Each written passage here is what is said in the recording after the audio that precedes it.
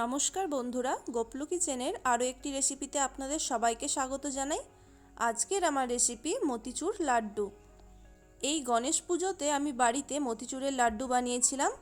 কোনো রকম ঝাড়ি বা ছান্তা ছাড়াই কিভাবে পারফেক্টলি গোল দানাদার মতিচুরের লাড্ডু বানিয়েছি তার রেসিপি আজকে আপনাদের সাথে শেয়ার করব। তাই সম্পূর্ণ রেসিপিটা শেষ পর্যন্ত দেখতে থাকুন। একটা বড় সাইজের ছাঁকনি নিয়েছি, ওর মধ্যে নিয়ে নেব 1 কাপ পরিমাণে বেসন আর দিয়ে দেব 1 চিমটের মতো কেশর ফ্লেভারের ফুড কালার। ফুড কালারটা এখানে সম্পূর্ণ অপশনাল, বাড়ির জন্য বানালে ব্যবহার নাও করতে পারেন। তবে আমি এখানে ফুড কালারটা ব্যবহার করেছি যাতে লাড্ডুগুলো দেখতে একদম দোকানের মতো হয়। সম্পূর্ণ বেসনটা ছাঁকনির মাধ্যমে ভালো করে চেলে নিয়েছি। এর মধ্যে আর কোনো রকম ডেলা পাকিয়ে নেই। 1 কাপ জল নিয়েছি, অল্প অল্প করে জল দিয়ে বেসনটার পাতলা ব্যাটার তৈরি করে নেব। এইরকম একটা হুইস্ক নিয়েছি, বেসনটা তাহলে ভালো করে গুলিয়ে নিতে সুবিধে হবে। বন্ধুরা, এখানে অল্প অল্প করে জল দিয়েই বেসনটা গোলাতে হবে যাতে ব্যাটারটা খুব বেশি পাতলা না হয়ে যায়। মতিচুরের লাড্ডু বানানোর জন্য বেসনের ব্যাটারটা ঠিক এই রকমই পাতলা করতে হবে। দেখুন, আমি একটা আঙুল ডুবিয়ে দেখিয়ে দিচ্ছি, আঙুলে খুব অল্প পরিমাণেই ব্যাটার লেগে আছে। ঠিক এই রকম যেন ব্যাটারটা পাতলা হয়, তবেই কিন্তু লাড্ডুর দানাগুলো একদম পারফেক্টলি গোল হবে। আর দেখুন বন্ধুরা, আমার 1 কাপ জলের মধ্যে এতটা পরিমাণে জল বেঁচে গেছে, সম্পূর্ণ জলটা লাগেনি। এবার দেখুন বন্ধুরা, মতিচুরের লাড্ডু বানানোর জন্য আমি যেই ট্রিকটা ফলো করেছি সেটি দেখিয়ে দিচ্ছি। বাজার থেকে এইরকম একটা পাইপিং ব্যাগ কিনে এনেছি, যেগুলো কেক বানানোর কাজে ব্যবহার করা হয়। পাইপিং ব্যাগটা একটা গ্লাসের মধ্যে ঢুকিয়ে দিয়েছি যাতে বেসনের ব্যাটারটা খুব ভালো মতো এর ভেতরে ঢালা যায়। আমি একটা ছোট সাইজের মেজারিং কাপ দিয়ে এর মধ্যে ব্যাটারটা ঢেলে দিচ্ছি পরিমাণ মতো। আপনারা চাইলে যে কোনো ছোট হাতা দিয়েও এর মধ্যে ব্যাটারটা ঢেলে নিতে পারেন। যাদের কাছে মতিচুরের লাড্ডু বানানোর জন্য পারফেক্ট ঝাড়ি বা ছান্তা নেই, তারা কিন্তু এই ট্রিকটা ফলো করতে পারেন। দেখুন বন্ধুরা, পাইপিং ব্যাগটা একদম ভর্তি করে ব্যাটার ঢালিনি, কিছুটা অংশ বাকি রেখেছি। আর দেখুন, নিচের দিকে যেই অংশটা ফাঁকা আছে ওই অংশটা কিন্তু পরে কেটে নিতে হবে, সেটাও আমি আপনাদেরকে দেখিয়ে দেব।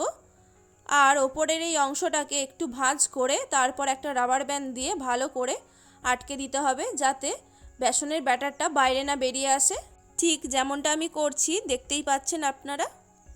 এবার একটা কড়াইয়ের মধ্যে পরিমাণ মতো তেল দিয়ে দেব। আমি এখানে রিফাইন অয়েল ব্যবহার করছি, আপনারা চাইলে ডালডা বা ঘিও ব্যবহার করতে পারেন। তেল ভালো করে গরম করে তারপর গ্যাসের ফ্লেমটা লো টু মিডিয়ামে করে দেব।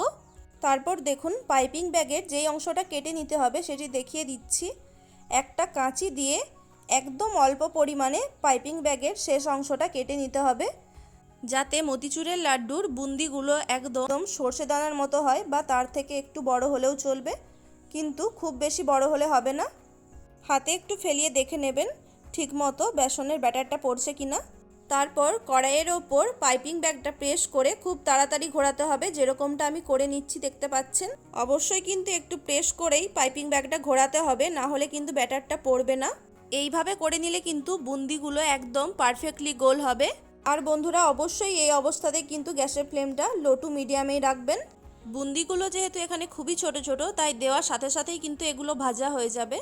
দেখতেই পাচ্ছেন বন্ধুরা, ছান্তা বা ঝাড়ি ছাড়াই কিভাবে মতিচুরের লাড্ডু আমি বানিয়ে নেব শুধুমাত্র একটা পাইপিং ব্যাগ দিয়েই। এই একই পদ্ধতি ফলো করে কিন্তু আপনারা বাড়িতে মিহিদানাও বানিয়ে ফেলতে পারবেন খুবই সহজে। এখানে কিন্তু এই বুন্দিগুলো ভাজা হয়ে গেছে, এগুলিকে এবার তেল থেকে ছেঁকে তুলে নেব। একটা ঘন স্ট্রেনার নিয়েছি, এগুলিকে তেল থেকে ছেঁকে তুলে নেওয়ার জন্য। বুন্দিগুলো এতটাই ছোট যে এই স্ট্রেনার দিয়ে ঠিকমতো তোলা যাচ্ছে না, সেই জন্য আমি বড় ধরনের ছাঁকনিটা ব্যবহার করব, যেটি আমি বেসনটা চালিয়ে নেওয়ার জন্য ব্যবহার করেছিলাম। একইভাবে আরও একবার বুন্দিগুলো ভেজে নেব। দ্বিতীয়বার ভাজার সময় কিন্তু অবশ্যই গ্যাসের ফ্লেমটা একদম কমিয়ে দেবেন, কারণ ওই সময় তেলের হিট একটু বেশি হয়ে যায়। এগুলিকে আমি একবারে ওই ছাঁকনি দিয়েই তুলে নিচ্ছি তেল থেকে ছেঁকে। এই ছাঁকনি দিয়েই কিন্তু খুবই সহজে বুন্দিগুলোকে তেল থেকে ছেঁকে তুলে নেওয়া যাবে। আপনাদের কাছে যদি ছোট চায়ের ছাঁকনি থাকে সেটি দিয়েও করে নিতে পারেন। দেখুন বন্ধুরা, আমার এখানে সব বুন্দিগুলো কিন্তু তৈরি হয়ে গেছে। একটা থালার মধ্যে আমি ঢেলে দিয়েছি আর কিছুক্ষণ ঠান্ডা হতে দেব। আর দেখতেই পাচ্ছেন বন্ধুরা, বুন্দিগুলো কত সুন্দর একদম গোল গোল হয়েছে। বাড়িতে ঝাড়ি না থাকলে অবশ্যই কিন্তু এই ট্রিকটা ফলো করতে পারেন আপনারা। এবার লাড্ডুর শিরা বানিয়ে নেওয়ার জন্য নিয়ে নেব 1 কাপ চিনি, আর ওর মধ্যে দিয়ে দেব 1/2 কাপ পরিমাণে জল। এখানে আমি যেই পরিমাণে চিনি নিয়েছি তার ঠিক অর্ধেক পরিমাণে জল নিতে হবে। আর এখানে লাড্ডু বানানোর জন্য বেশি ঘন শিরা তৈরি করার একদমই দরকার নেই। গ্যাসের ফ্লেমটাকে মিডিয়ামে রেখে এর মধ্যে এবার দিয়ে দেব ফুড কালার। এখানেও আমি 1 চিমটের মতোই ফুড কালার দিয়েছি। চিনির রসের মধ্যে ফুড কালারটা ভালো করে মিশিয়ে দিচ্ছি। আর গ্যাসের ফ্লেমটাকে মিডিয়ামে রেখেই অপেক্ষা করতে হবে যতক্ষণ না চিনিটা ভালো মতো গুলে যায়। আর একটু ফ্লেভার বাড়ানোর জন্য দিয়ে দেব 1/4 টিস্পুন এলাচের গুঁড়ো। আপনারা চাইলে এখানে এলাচ থেতো করেও দিতে পারেন। চিনি এখানে সম্পূর্ণ গলে গেছে। এর মধ্যে এবার ভেজে রাখা বুন্দিগুলোকে দিয়ে দেব।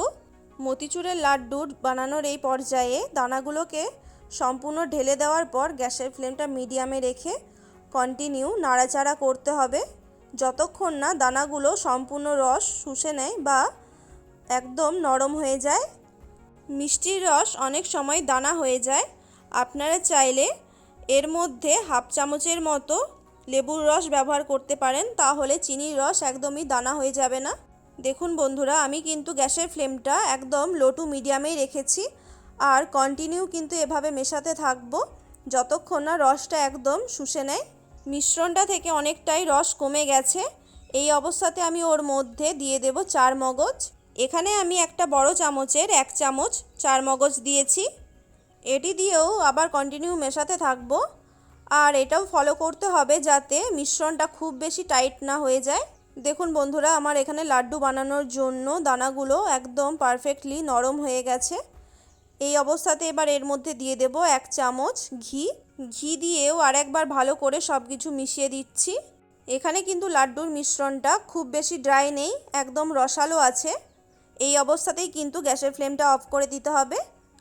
লাড্ডুর মিশ্রণটা একটা থালার মধ্যে ঢেলে কিছুক্ষণের জন্য ঠান্ডা করে নেব। মিশ্রণটা কিছুক্ষণ ঠান্ডা করে নেওয়ার পর হাত দিয়ে একটু ভালো করে মিশিয়ে দিচ্ছি। তারপর পরিমাণ মতো লাড্ডুর মিশ্রণ হাতের মধ্যে নিয়ে এভাবে পাকাতে থাকবো। খুব বেশি প্রেস করে পাকাবো না, হালকা হাতেই এভাবে পাকাতে হবে।